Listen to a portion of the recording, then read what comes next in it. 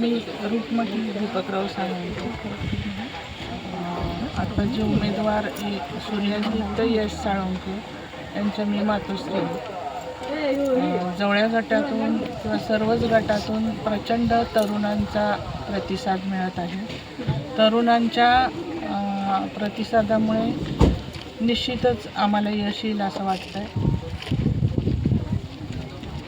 आणि गेले 45 वर्ष झालं त्यांचे पिताश्री हे कार्यरत आहेत. कधी जात भेद धर्म याचा कधीच त्यांनी भेदभाव केला नाही. सगळ्यांच्या विकासाची कामं केली. इथून पुढेही आम्ही अशीच कामं करू अशी मला पूर्ण खात्री आहे.